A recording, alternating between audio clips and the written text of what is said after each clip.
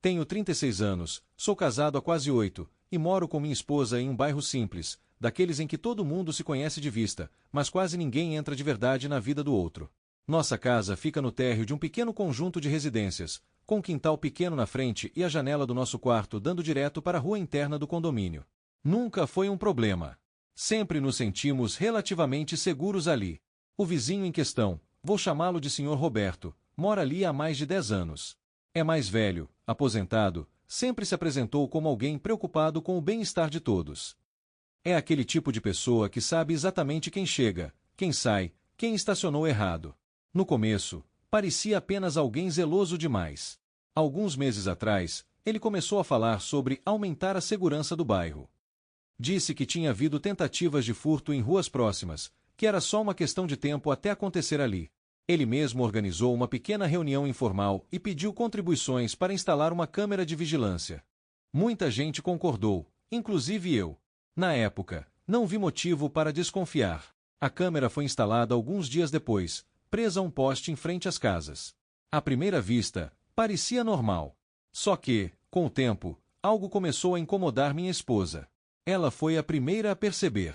Você reparou que a câmera pega direto à nossa janela? Ela me perguntou certa noite. Eu fui olhar com mais atenção. E, sim. O ângulo não era geral. Não era da rua inteira. Era específico. A lente estava claramente direcionada para o nosso quintal e, principalmente, para a janela do nosso quarto. Eu tentei racionalizar. Disse que talvez fosse só impressão, que o campo de visão era amplo, que não fazia sentido alguém fazer aquilo de propósito. Mas o desconforto dela só aumentou. Ela começou a fechar as cortinas mesmo durante o dia.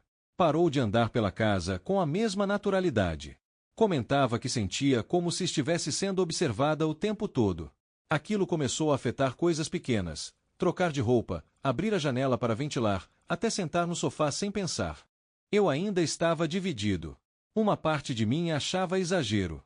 Outra parte sabia que, se fosse o contrário, eu também me sentiria invadido. Depois de algumas semanas assim, decidimos falar com o Sr. Roberto. Nada agressivo. Nada acusatório.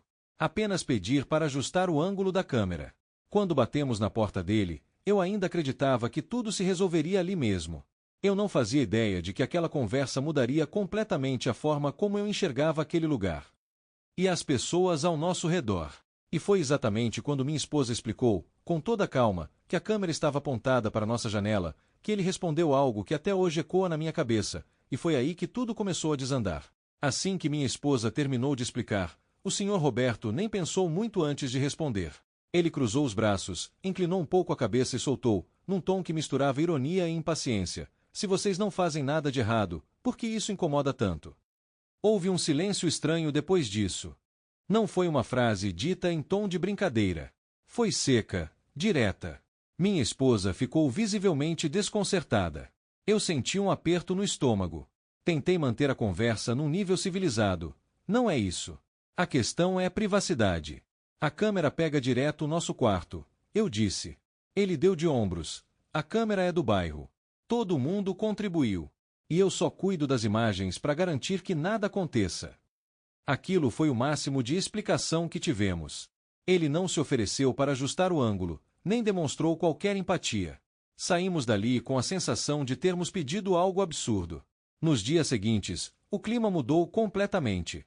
Começou com comentários aparentemente inocentes. Um dia, ele me abordou no portão. "Vocês receberam visita ontem à noite, né? Chegaram tarde." Outro dia, a luz do quarto de vocês ficou acesa até quase 2 da manhã. No começo, eu tentava rir e desconversar. Mas aquilo começou a se repetir. Ele parecia saber detalhes demais da nossa rotina. Quando saíamos mais cedo. Quando chegávamos tarde. Quando o quintal ficava vazio. Minha esposa começou a ficar realmente abalada. Ela me dizia que sentia medo de ficar sozinha em casa. Que evitava abrir a janela. Que já não se sentia segura nem dentro do próprio quarto. "Não é só a câmera", ela me disse uma noite. "É o jeito como ele fala. Como se tivesse o direito de saber da nossa vida." Eu comecei a sentir algo diferente de medo, raiva. Mas também culpa. Culpa por ter contribuído com dinheiro. Culpa por não ter levado o incômodo dela a sério desde o início. Decidimos falar novamente com ele. Dessa vez, eu fui mais firme. Isso está passando do limite. Você não pode comentar nossa rotina como se fosse normal. Ele me encarou por alguns segundos e respondeu: se vocês se sentem observados, talvez o problema não seja a câmera. Depois disso, ele simplesmente virou as costas e entrou em casa. Foi ali que percebi que não se tratava mais de segurança. Era controle. E o pior, comecei a notar que alguns vizinhos também evitavam olhar, mudavam de assunto quando o nome dele surgia. Como se todos soubessem de algo, mas ninguém tivesse coragem de dizer em voz alta. Até que, numa conversa casual com uma moradora do outro lado do prédio, ouvi uma frase que mudou tudo. Vocês também estão se sentindo desconfortáveis com aquela câmera. Né? Naquele momento, eu entendi que não éramos os únicos. Mas também percebi o tamanho do silêncio que existia ali. E a pergunta que ficou martelando na minha cabeça foi simples e assustadora: quantas pessoas estavam sendo observadas? E há quanto tempo isso vinha acontecendo sem ninguém reagir? Depois daquela conversa com a vizinha, comecei a prestar mais atenção.